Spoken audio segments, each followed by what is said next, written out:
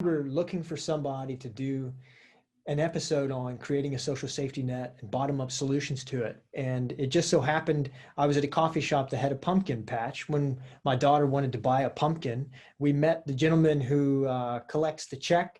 And I asked him where the proceeds go. And he said he feeds about 500 families with it every Thanksgiving. I thought, my God, the more I dug into it, I realized this guy is being the solution. He is finding the solidarity, the interdependence, and the reliance that people so crave from government, but he's creating it in his community. That's awesome. All and right. I roped him in. So we're going to show you the difference between social safety net and emergency socialism, how generosity and building social capital can create the social safety net that we all crave, and how you can get started building your own. And this will help us avoid the top-down trap that people go to try and solve this problem through control, and will help you get exactly what you need to start building your own social safety net right now.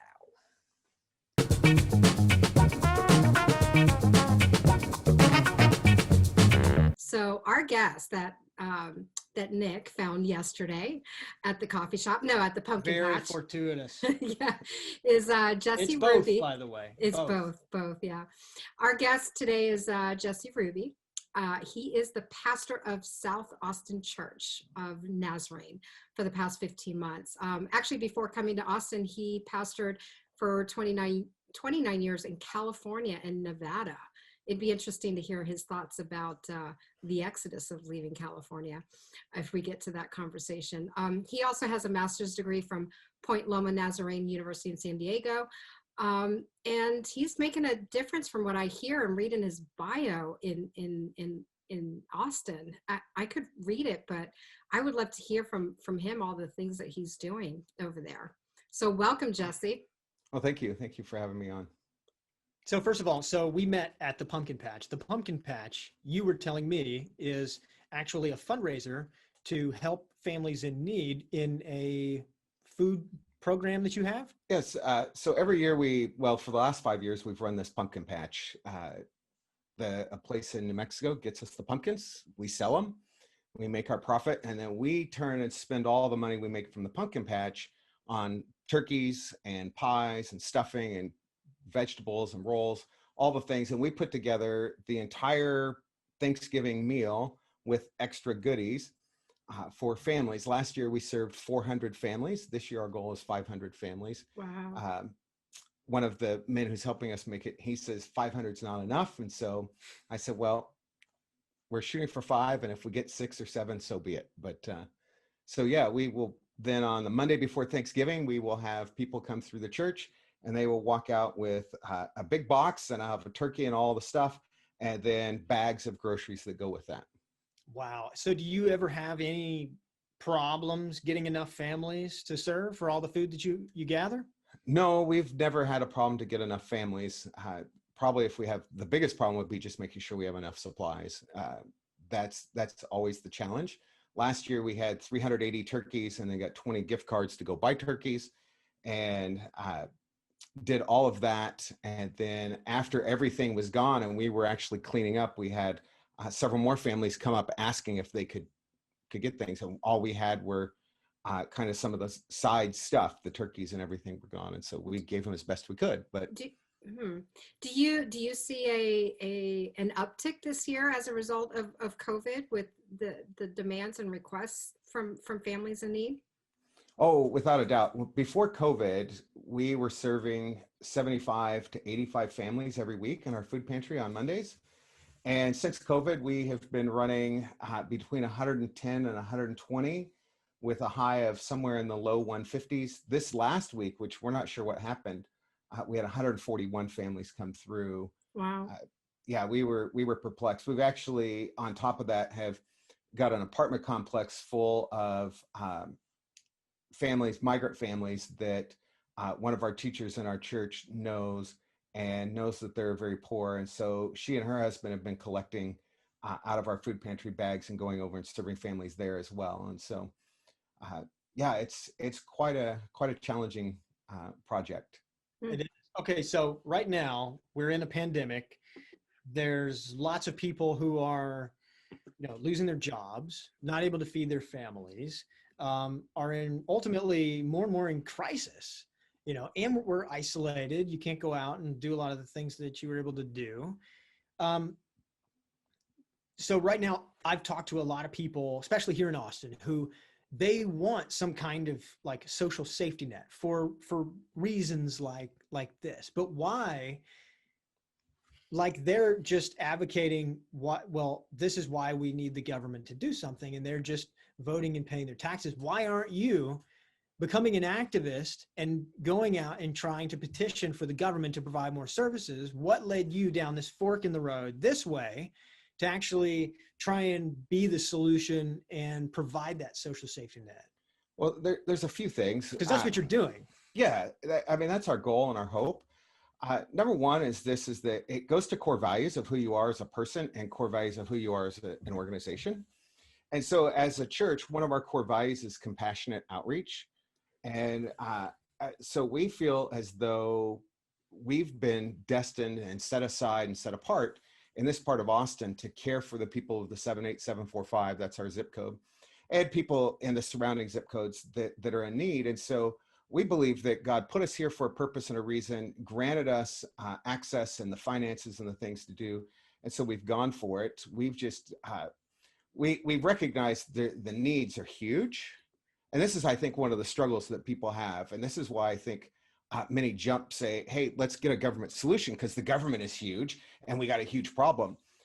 The struggle with that is that a huge government with a huge problem just creates another huge problem. And they don't seem to fix problems. I mean, just traditionally you look at that. And the problem fixing happens on the local basis with groups.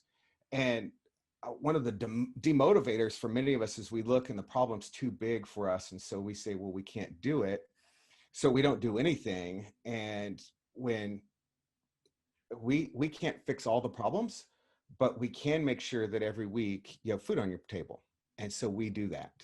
And you may not eat gourmet meals, but you're going to have food every week. And we're going to do our best to make sure that happens. And so we're not the rent ferries or utility ferries. We can't do that. That's just not where we are at this moment. But we said, if we don't do what we can do, there'll be this void. Let's do what we can do. Someone else can pick up the other part.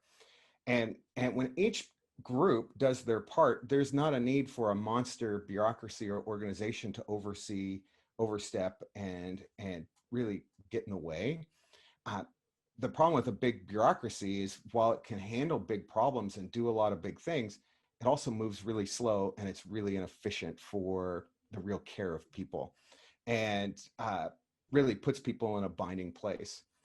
And as a church, and for the history of the church and Christianity and really Judaism, even before that, and who we are is that we really, I mean, in a lot of ways, the church really is the last stronghold of community. It is in a lot of ways the last stronghold of community, and it really is in some ways a socialist organization that is not into giant socialism. And the problem with socialism is that it's a demotivator.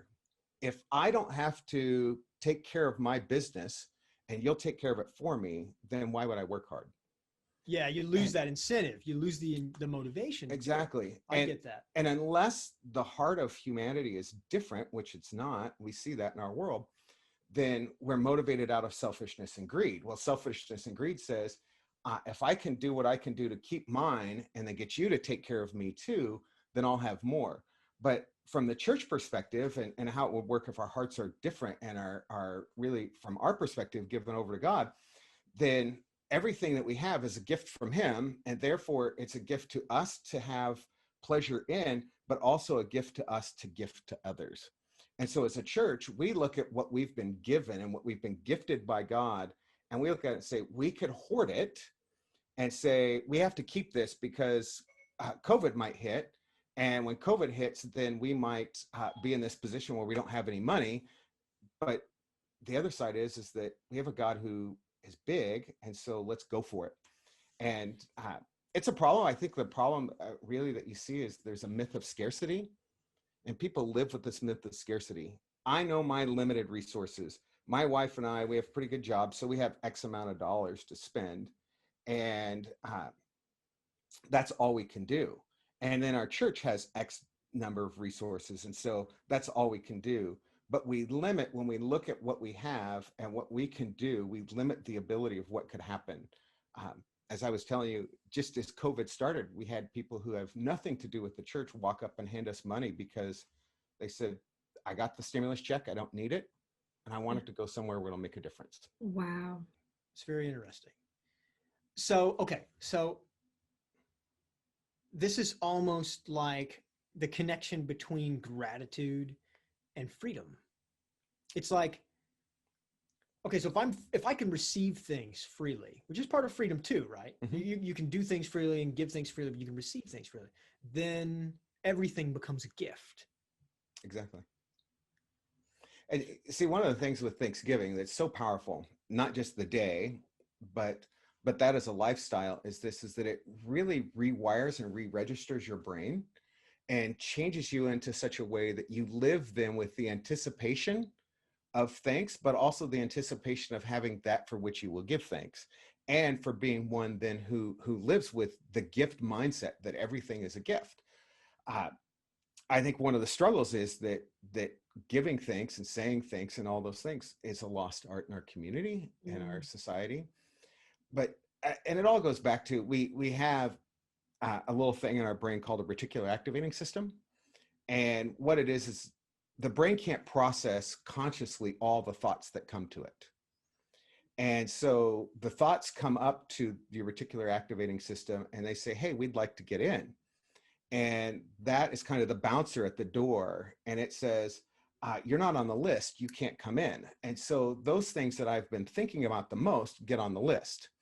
And so if I live with Thanksgiving as my mindset, then that's on my list. And if I live with the anticipation, the expectation of receiving and giving, and that being a constant movement in my life, and that everything that comes to me is a gift, that now I can be a giver, then I begin to see all of my life from that perspective. And Thanksgiving rewires my brain so that I begin to live with that anticipation constantly. And so like the reticular activating system works like this. So if the three of us decided we're all going to go in together and we're going to buy a car together, and we want a really nice car, so we're all going to buy a Bentley that we can share. What car do you think we see all day long when we're driving around town? We see every Bentley there is. Bentley. It happened to me. I bought a Subaru. I'd never driven a Subaru. I started seeing Subarus everywhere. My wife and I were looking to buy a car a few years ago, and we decided we wanted an F-150. Every truck I saw on the road was an F-150. That's me and my motorcycle thing right now. I see motorcycles all the time now. Exactly. And so that's your reticular activating system at work. Interesting. Well, if you wire that with Thanksgiving, you wire that with the spirit of generosity, then what begins to take place is you begin to live from that perspective. And you begin to see everywhere in your life opportunities to be generous, but opportunities to be thankful. And you begin to see everything that comes to you as a gift for which you're thankful, and an opportunity to be generous with it. And so really, one of the key things people could do, just simple things, is to begin to just take their life saying thank you consistently and regularly. And if they would just respond with thanks to everything that's going on, it would rewire their system, and they would begin to live with this sense of expectation of receiving and giving, and the generosity of their heart and their soul. And it would just begin to be a part of what they do. So what would you say to those that are dependent on food banks or the government? We talk about giving and giving, but there are people that are receiving, and they seem not to break the cycle of dependency. How do we break that cycle? You know, that's the difficult part, right? There's some people who will always be at a food bank, and Jesus said it, the poor you will always have with you. And that's just going to be a reality. And so, so there will always be some people in need. That's just a part of how life is.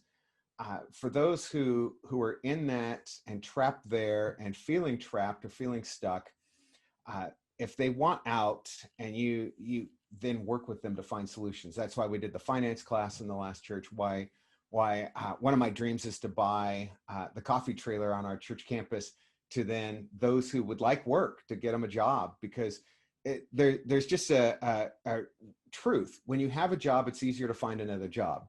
It's really hard to get a job when you don't have one. And so if I could put you in the coffee trailer, get you experience, get you a paycheck, you could go find a better job. Oh my gosh, that is so cool. I love and so that. I'd like to own that someday. Right now, it's a little beyond our means, and they really don't want to sell it because it's their highest, was their highest grossing coffee location they had for a while. And so it does very, very well for them. But someday it's my dream that will come to pass.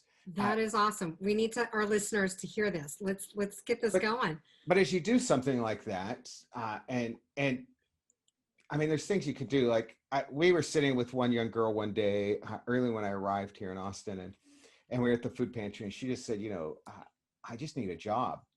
And I said to the staff, I said, we got to figure out a way to create jobs. I don't know what we could do yet, but we got to do something. And so I just started thinking. I had run a vending machine business in the past. I thought I could create a little vending business. I get it up and running. It doesn't make a lot of money, but you could get something up and running, and then I turn it over to someone and let them run it and teach them how to run it and teach them how to expand it and reinvest their profits in those things. And so we've kicked around different ideas in the coffee trailer, and we just haven't been able to pull the trigger on any of them yet. Mostly because as we were starting to get momentum with a lot of things, COVID hit and it's just changed. And you just then are just scrambling to figure out how to get by every week with doing going from services where they're streamed sort of to where that becomes the whole thing you do, and creating a production. How do we serve 150 families a week when they can't come into the church? And early on, the city of Austin didn't want people in the building. So we were trying to figure out, how do we do drive-through, and what do we do with this, and what do we do with that? And then all the things, pastoring a church when people don't show up is really difficult, because how do I connect personally with 200 people? That's really hard if they're not all in one location on one day. I love this. I love the coffee trailer idea. That is true bottom up solutions, big time. Let me switch this up a little bit though. In the institution of government, people are always expecting government to give and to provide. So in a world where the government is gifting all the time, what do they get in return? Because you talk about, when you give, things will come, to you, but there's no incentive for the government to receive anything from us. Well, the government doesn't receive, they take. Yeah.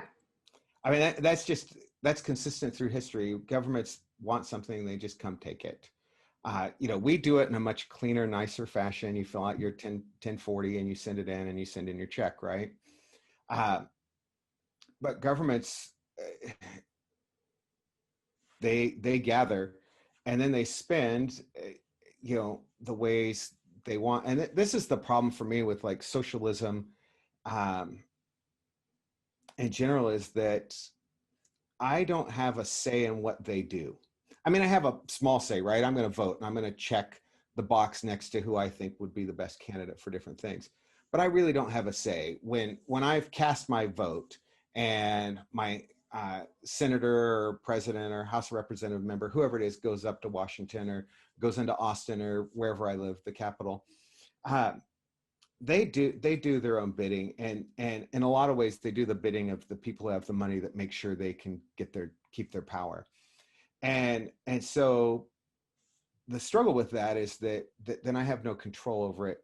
But when I do this on my own, I determine where it goes. Yeah. And so I recognize there are places where it's very beneficial. So like for me, you see our denomination's really driven towards missions. And so when there's crises around the world, we actually are usually the first people on the scene. We beat the Red Cross, we beat the UN. We're in those places taking care of people who are hurting long before others get there. And so we give to things like that. There are groups that take care of children who are really hurting in places around the world, even the US. And so we give to those groups, but we're able to then research and know, and we control and make sure the money ends up in a place that's beneficial. Where when it goes to Washington or it goes to Austin, some guy, some gal, or some group of guys and gals who make those decisions, but they're not made in a vacuum, and they're not made for the best interest of others. Yeah. They're made in the best interest to keep their power. And it's how bureaucracy runs to maintain and keep power. So who is the best person to solve my problems? Well, generally you first, and if not you, your family, and if not your family, then your community. Mm-hmm. Where is government in that chain? Oh, they should be down the line. And Like there's last resort, like there's surgery. some problems that the government has to handle for us, because you need a large organization to handle some issues. But like fixing the roads and things like hopefully, that. yes. Okay, can we turn up the heat here a little bit? Yeah. Okay, so let's say I'm a socialist and I give my money, even enjoy paying my taxes. Good for you. To the government, and I have the faith that these politicians are going to allocate it properly to help the most amount of people that they possibly can.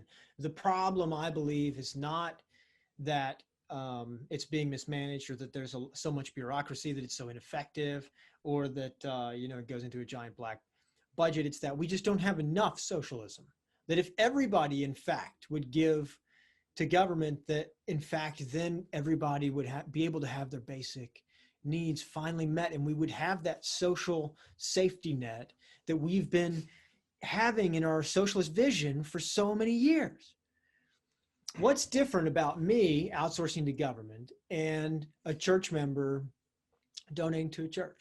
Well, a couple things. Number one, socialism makes so much sense and is so appealing on the eye level. What do you mean the eye level? The big daddy is going to get everything and then make sure we all get the same amount. The problem is that when you see it being worked out in real life, it's not worked out by people who have a real heart full of integrity. And so as such, it's used, it's manipulated, and it's taken advantage of, and you don't see socialism work very well. So you mean at the eye level, like socialism's great, you mean in the sense of like a community? Yeah, I mean, you look at it and you say, that makes sense. That would be really great if we all gave, and then it all went into a pool, and then everybody got out of the pool. The other struggle with it is that, well, if you work and you make enough money to pay for both of us, then why should I work? Yeah. Mm-hmm. And it demotivates. That's what I'm talking about. Is it a right of people to have their basic needs met? A right? Boy, that's a tough one. I told you we'd turn up the heat. Because as as a person of compassion, mm-hmm. and a person who desires to help others, you want that for everyone. The desire and the want for everyone does not always equal right. Paul, writing, I think it's in Thessalonians, says, hey, if a guy doesn't work, he doesn't eat. Mm. And here's the church community. It's brand new. It's this new thing that's happening, right? And there were people who were saying, hey, you know what? I don't have to work because we're all gathering together and we're all bringing our resources. And so I can even kick back and do nothing, because then I'll eat what you bring. And Paul sees that and sees the problem that's coming with that, and says to them, here's the deal. If a guy doesn't work, he doesn't eat. So it's really simple. So, biblically, there's not a right to those things, but there probably is. And so it's a struggle. But where does that come from? Well, it doesn't come from the government saying, I'm going to give it all to you. It comes from, and this is what I think our government is established for, is we will create the environment in which you can go make it happen. Mm-hmm. Our job is not to take everything from everyone and make sure everybody has something. Our job is to create an environment where there's a playing field where you can go do that. And now, granted, it's a lot easier coming from certain families or certain areas, those things are a little more simple. But even with that, the environment still exists where you can go do. But it takes some initiative. And part of the struggle is that if someone's always taking care of me, I am demotivated to move forward.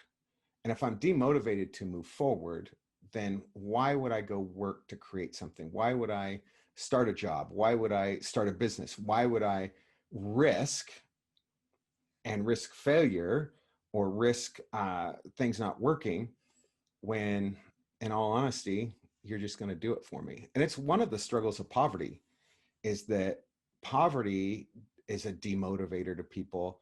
And part of what it demotivates is the desire or the risk nature. And so if we live in generational poverty, we have ingrained in us this sense to not risk, and you just collapse it in.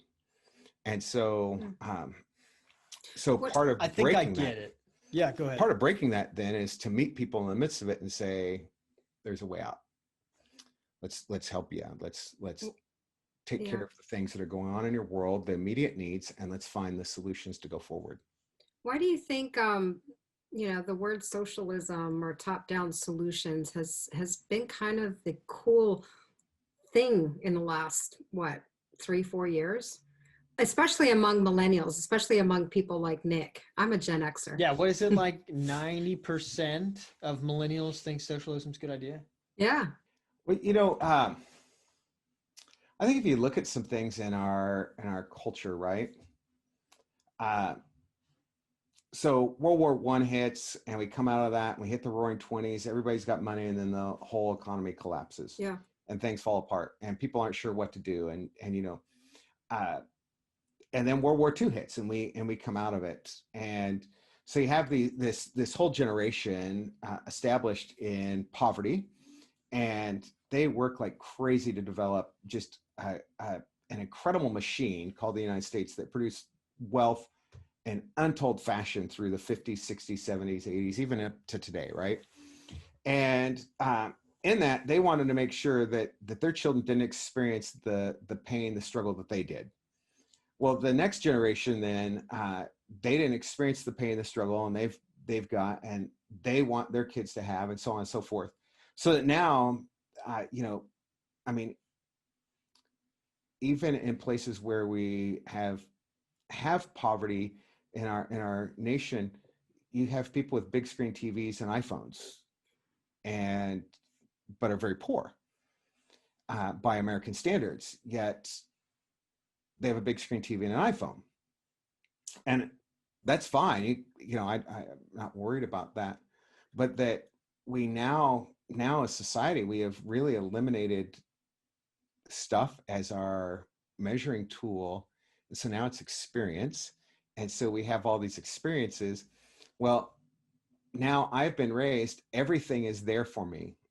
And I've watched it happen and watched a lot of my friends have it. But now then all of a sudden I experience as I get out of my cocoon of my places, and I meet people and experience people who don't have everything we had. And I don't know the solution, because in a lot of ways I haven't had suffered much pain or seen much struggle. And so we don't know what it is. And so we say, there's got to be a solution. And so what's the solution? Well, there's Big Daddy government who'll take care of it for us. And it seems to be simple, and it makes a lot of sense. And, you think about what characterize millennials. Millennials really like community. That's a key word. And they really like together, and they really like the environment of that. And so then socialism really sings to that, because we're all in this together, and it becomes one conglomerate story of all of us writing this great story together. That totally makes sense. The generational thing too. I mean, I never had to grow up with any struggles. My parents were the first ones to go to college, and I was fortunate to do that as well. And I see, especially, because I lived in Florida, and the Cuban community there, in the when Castro came in, a lot of them fled.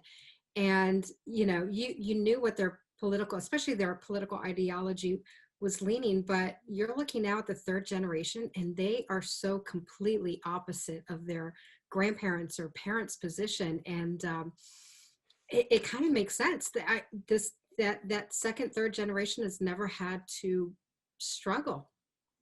You see it with business. So guy goes out and he starts a cranking business and it's big and it takes off and they produce a lot of wealth. It takes one generation to make the wealth. The next generation enjoys the wealth and the third generation loses it. It's generally how it works. That's it. And that makes sense. Now part of that and to stand up for my millennial and Gen Y friends and kids and people I know and love is that part of it is they're starting to now experience some of this on their own. They're starting to get paychecks. They're starting to see the tax burden and the things that come out. Some of them are happy to pay it and think that's the greatest thing, but a lot are starting to realize one of the first things that'll change you from a socialist to anti-socialism, I guess. Yeah, mm-hmm. Free market person is to go have to work really hard, get your first paycheck and watch all the taxes disappear out of it. Yeah. And heaven forbid you had to join a union and they take all those dues out as well. Well, that's just because the government's not forcing companies to make a living wage, right? That's what it is. Well, and that too. And so then, you demand more. And then more. There's no jobs. And that's because the government's not making enough jobs. Yeah. I would rather live at risk just by my nature and have it all fall apart than have someone control it all. Because once someone controls it all, I no longer have freedom. And if I don't have freedom and I'm controlled by the system, then I lose kind of the core identity of who I am as a Christian, but also as an American in some ways, that we're rugged individualists and freedom hawks, right? As Americans, and especially as Texans. God bless Texas. But in the midst of that, I that's kind of my spirit, my nature. Now I know not everybody lives that way, and not everybody can live that way, and I get that. But there's a trade-off. For what will you trade your freedom, and for what will you trade your life and the joy of your life and your dignity? And there's just things I'm not willing to trade those things for. So yeah, for me, I couldn't do it. But I have others that say, this is exactly how I could live. It's the only way I could do it. Mm. But I don't know, I find if you live with generosity, you experience generosity continually. So. Oh my goodness. I'm like super, you pulled on my hearts and strings today. So the pumpkin deal. It seems like everybody who runs it has a story of someone that shows up and does something spectacular. And what's interesting is, so it was like 45 of us who unload a 53-foot trailer, 45,000 pounds of pumpkins. It's an unbelievable, terrible job. But in the midst of that, this community happens and everybody's laughing and having joy. And then the people who work and sell the pumpkins, they all have a story. I sold a $1 pumpkin and someone gave me a 20 and said, keep the change. I sold $1,500 of pumpkins to one guy and he gave us $3,000 or whatever it is. Everybody has a story, and that story then sparks more desire and joy in them. And the next thing you know, some of our people who work at the pumpkin patch, they're not rich by any stretch of the imagination, but they show up with a case of stuffing because someone gave me $20 tip selling pumpkins. And so they then are motivated. The $20 is sitting there so we can buy more turkeys. And then they go, well, I got to do something. So they go buy a case of stuffing or a case of mashed potatoes or whatever it is. And they show up. And now they made a decision and they sacrificed. They probably didn't get a 12-pack of soda or some other thing to do all that grocery trip. But what's interesting is that they, one, usually don't miss what they gave up. And two, there's always something that comes behind it into their story in their life. And it just works. I mean, generosity begets more generosity. And the reverse is true. The stingier I am, the more I find stingy people. Yes. So, I mean, every time I work there, people always donate extra money. Next time I see a motorcycle, I'm going to think about our conversation today.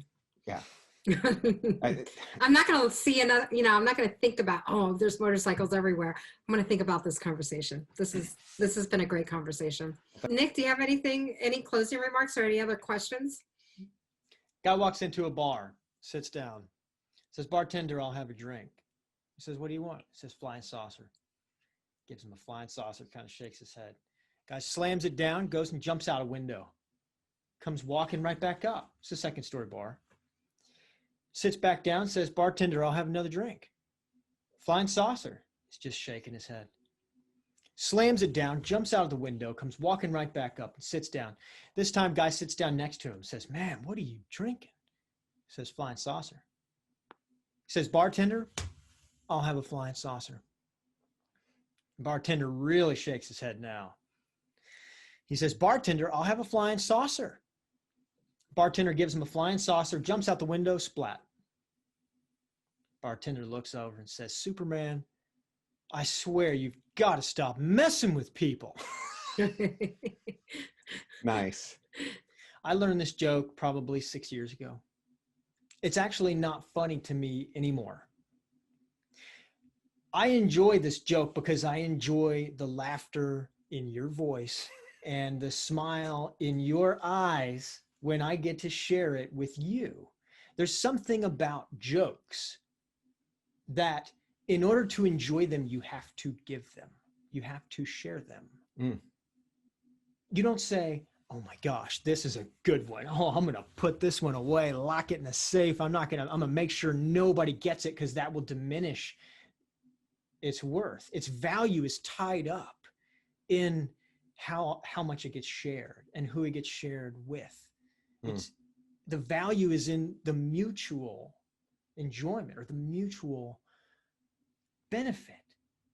The story that we have is that every dollar I give to somebody else, I'm $1 closer to being where they are, where there's no one going to help them because then they're $1 closer to being where I am, where there's no one that's going to help them because they're one step closer to being where they are, on and on and on, is the biggest barrier to the social safety net, the solidarity, the sense of interdependence that people so desperately are craving today. It is an internal barrier stacked on top of an external barrier that makes an insurmountable wall to climb. We must remove it. We must shake it up and join Reverend Jess in writing a new story so that we can enjoy the richness of not just being able to receive everything that we have been given as a gift through freedom, but to be a gift and participate in that communion with others and know the richness that you know in every dollar that we give away. Amen. I love it. I see the next story in Jesse Ruby's life is this coffee trailer. I see it happening. That's right. I love it. That's what we want. You gonna change the name? No, I'll keep the name the same. But Jesse, thank you so much for joining us at this very short notice. It's my pleasure. It was definitely destiny. You guys running into each other the other day. True serendipity. It's awesome. You brought us so many inspiring insights, and I hope it inspires many of you out there listening today. And the last episode, I know I challenged everyone to make 3 new friends on social media, especially people that have a different opinion with yours. What are you going to challenge people this time? This time, I want people I challenge them to reach out to 3 friends via the phone.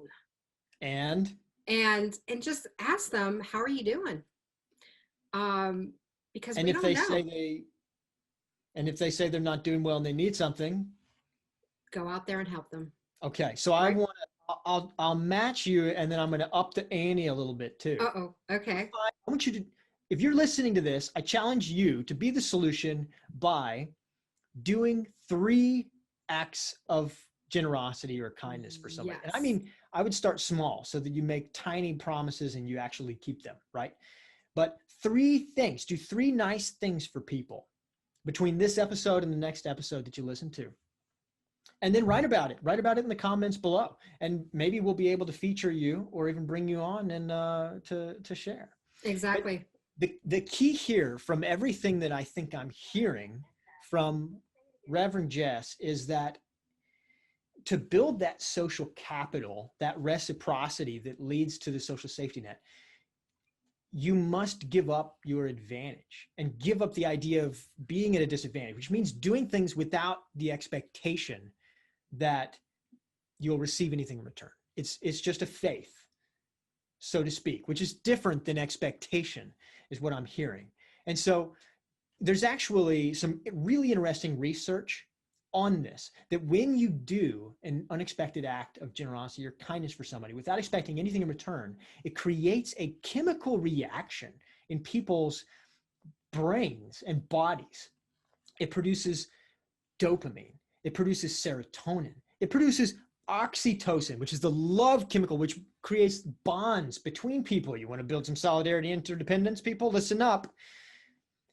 But it doesn't just happen in the person receiving the act of kindness. It happens in the person giving the act of kindness too. So you receive in giving equally, but not just in the giver and the receiver, in all the observers, in everyone who observes that act of kindness, and not just them 3 degrees out. So you want to be the solution, my friend. This is it. This is the key. You're not just building a social safety net, reciprocity and solidarity. You're going to receive an incredible richness and experience, it sounds like, too. Jesse, thank you so much for being here. Thank you for being you, and thank you for doing what you do every single day. Oh man, my pleasure. It was a joy. And you're right. Generosity with an expectation of return. That's called a transaction. Right. Generosity for the sake of generosity is just, here it is. Right. And it has its place, but then here's generosity. Mm-hmm. Yeah. Awesome. Love We it. all need to go out there and be the solution. Don't forget to Amen. use that hashtag. That's right. I love it. I'm going to steal that. All right, That's guys. a wrap. Take care. Thanks, Bye. Gentlemen. See ya.